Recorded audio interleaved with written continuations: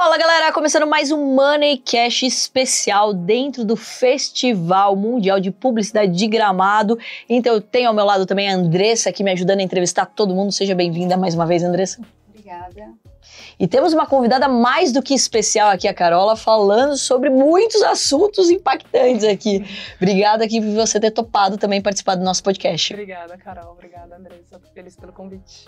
Bom, já começa contando aqui qual o tema que você trouxe para o festival, né? A gente está passando por um momento muito desafiador para o Rio Grande do Sul e que também traz uma mensagem para a sociedade começar a pensar melhor, né? Se importar mais. Se importar mais e com o que a gente precisa se importar mais, né, Carol? O tema, a gente falou sobre comunicação, o poder da comunicação atrelado ao impacto. Então, qual é a responsabilidade, né, de como que a gente se comunica de uma maneira efetiva para gerar impacto?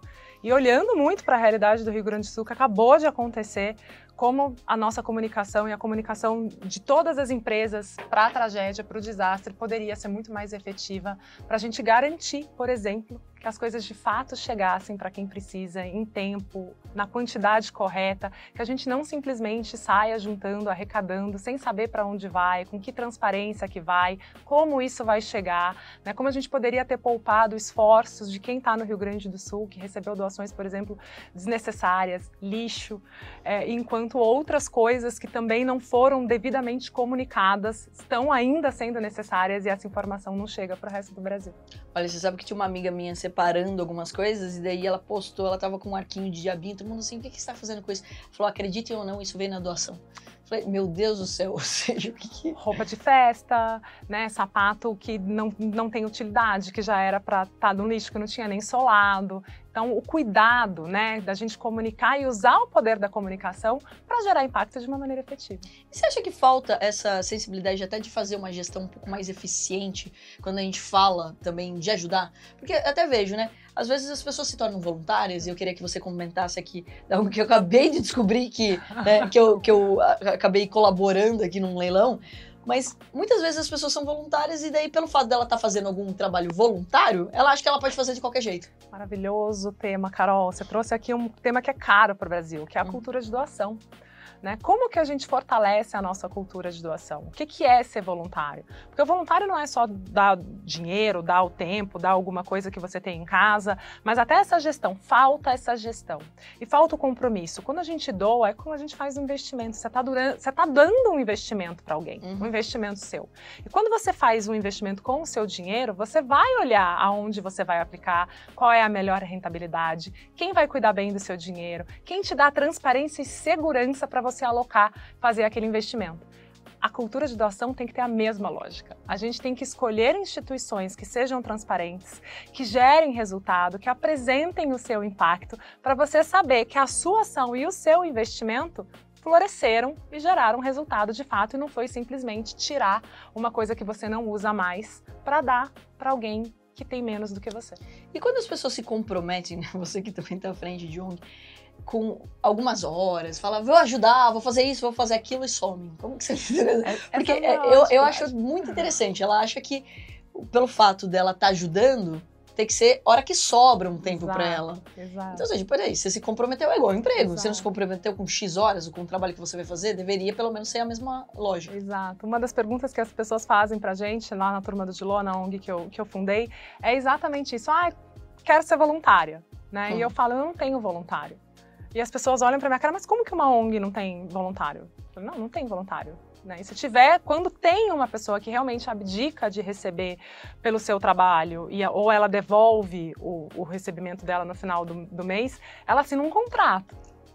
Maravilhoso. Ela tem que ter um contrato ali do que está especificado. Tem que ser contratada. Você vai ser contratada, você tem funções, você tem responsabilidades, porque senão fica uma ingerência danada e ao invés de ajudar a pessoa, a gente está contando com aquele recurso que não aparece. Isso é muito comum. Queria aproveitar até agora que tu falou da Turma do Giló, Carola, e contar pra gente um pouco de como foi, por que tu fundou essa ONG, né? Como que surgiu a Turma do Giló? Bom, eu fiz uma transição de carreira, eu venho do mercado corporativo também, eu sou neurocientista, tenho um mestrado e um doutorado em neurociência comportamental. Trabalhava na indústria farmacêutica. Tradução, nerd. Inteligentíssima, QI elevado. E depois dessa velocidade que ela falou aqui, a gente precisa de tradução. Adorei. E eu trabalhava numa indústria farmacêutica, na área comercial de uma farmacêutica.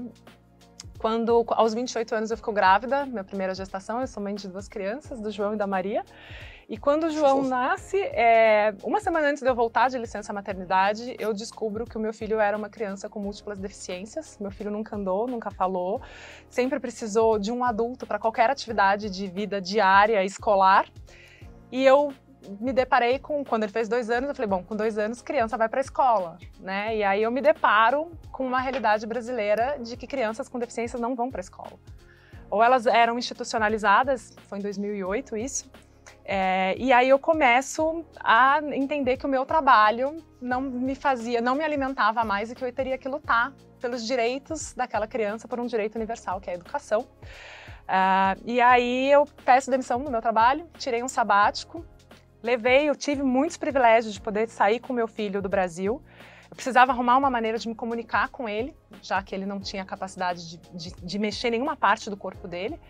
E a gente foi para os Estados Unidos, eu fui para um centro específico em Boston, que em pouco tempo conseguiu rastrear o movimento dos olhos dele, e através da piscada ele era capaz de controlar um mouse. E essa criança foi alfabetizada, aprendeu, se desenvolveu pedagogicamente, apesar da escola não acreditar nele. E aí eu falei, tem muitos outros Joões e outras Marias no mundo que são deixados para trás na escola, não só por terem deficiência, né, mas por todas as suas questões de diversidade. A evasão do Brasil escolar, ela se dá por gravidez precoce, ela se dá por questões raciais e étnicas, ela se dá por orientação sexual, ela é muito maior nas pessoas que têm algum tipo de deficiência. E aí a gente tem essa desigualdade gigantesca. Eu monto um projeto, que é a Turma do Giló, junto com uma política pública, que é a Lei Brasileira de Inclusão, que saiu em 2015, para a gente transformar a realidade das escolas brasileiras para elas serem capazes de não deixarem nenhuma criança para trás, porque todo mundo é capaz de aprender se tiver uma oportunidade. Então é isso que a gente faz. Nossa, sensacional. E conta um pouco em que pé que tá também isso, né? Como que tá evoluindo? Porque eu acho que, primeiro de tudo, eu acho que é uma oportunidade de todo mundo que tá acompanhando aqui saber que isso existe, o quanto isso é importante, e também de quais são os próximos passos, o que as pessoas, de repente, podem também contribuir para isso. Muito legal. Carol, a gente começa, então, a atuar em 2015, junto com o Ministério Público, a ONG focada 100% em escola pública. Aí chegou a pandemia, 2020, as escolas fecharam todas, a gente sabia que não ia ter uma perspectiva rápida, né, para voltar às escolas, e todas as ações, como está acontecendo agora no Rio Grande do Sul, se viram para a pandemia. Então todas as doações começam a ser destinadas para assistência social e para a saúde, e a saúde financeira de um empreendedor social. Eu olhei e me diga, eu sou presidente de um museu. A gente vai ter fôlego para chegar até outubro. E ninguém doando, eu falei, eu preciso reinventar esse projeto. E aí a gente dá um passo ousado. Hoje a Turma do Giló não é mais uma ONG, ela é um negócio social. Legal. Então a gente adapta todos os nossos conhecimentos de diversidade e inclusão dentro de escola para empresas. É a hora que a gente começa a trabalhar com o ESG e fazer os planejamentos das grandes empresas para o S e para a questão ambiental, então social e ambiental. E a gente começa a usar do lucro desses projetos para a gente apoiar as escolas. Então a gente não depende mais de doação. Final de 2021, o João faleceu aos 13 anos de idade. Ele faleceu dormindo. A Adri sabe dessa história. Nesse momento, foi a primeira vez na minha vida que eu pensei em desistir. Falei, eu não vou dar conta, porque quando a gente passa por uma perda muito grande, primeiro a gente fica anestesiado, depois a gente cai na real e acha que a gente está num fundo de um poço muito grande, mas quando a gente chega no fundo é porque a gente sabe que agora o caminho é para cima. E aí a gente vai encontrando forças e pessoas que tiram a gente do buraco e levam a gente de volta para a superfície. E o João foi uma grande inspiração para a Turma do Giló existir. E eu sou muito grata a ele, porque a gente só cresceu. Ele veio, cumpriu a missão dele, teve uma vida com todas as oportunidades que qualquer pessoa deveria ter. E tá tudo bem, eu sigo a minha vida com a Maria e lutando para que nenhuma criança fique para trás e para que as empresas, de fato, façam o seu papel de responsabilidade social para a gente ter um país mais justo, com menos desigualdade e onde todas as pessoas possam pertencer. Depois dessa, fiquei sem palavras aqui, maravilhosa. Linda. E ela ajudou a turma do Giló, gente. Eu acabei de descobrir aqui. Não, assim, foi incrível esse evento que eu participei. O Bruno me convidou, né? E eu acho que assim, tudo que impacta primeiro a sociedade, que tem um braço educacional, ele precisa ser enaltecido. A gente esquece de reforçar não só o quanto é importante a educação, mas quanto é importante cuidar dos professores. Exato. Então, de quanto, assim, a gente depende disso, né? Exato. A educação, eu acredito em 3 pilares. Começa dentro de casa, também é responsabilidade nossa lembrar disso. Dentro da escola, mas não adianta nada você falar, por exemplo, de educação financeira e o professor tá mega endividado. E daí vai para dentro das empresas, perfeitamente, que elas também querem participar disso. E eu fico muito feliz de você conseguir ter pivotado isso, porque depender de doação no Brasil, infelizmente, é uma... Não dá.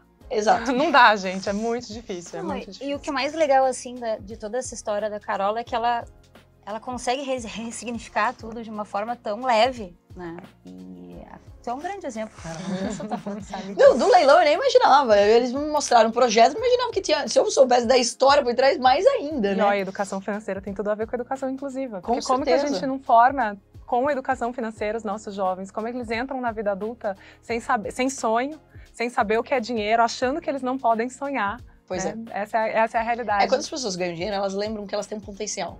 Né? Porque, assim, a gente ainda passa uma mensagem como se fosse normal. Por exemplo, viver a vida inteira com salário mínimo. Eu acho até absurdo quando um educador financeiro fala corta o cafezinho para ser milionário. Gente, desculpa. Cortar cafezinho não deixa ninguém rico. Então, ou seja, a capacidade das pessoas de desenvolverem. Então, assim, quando o Bruno me convidou, eu fiquei bem impactada com isso também. E eu sou um problema em leilão, então eu confesso. Você não tá fazendo mais leilão, não me chama, por favor. Amizade direto.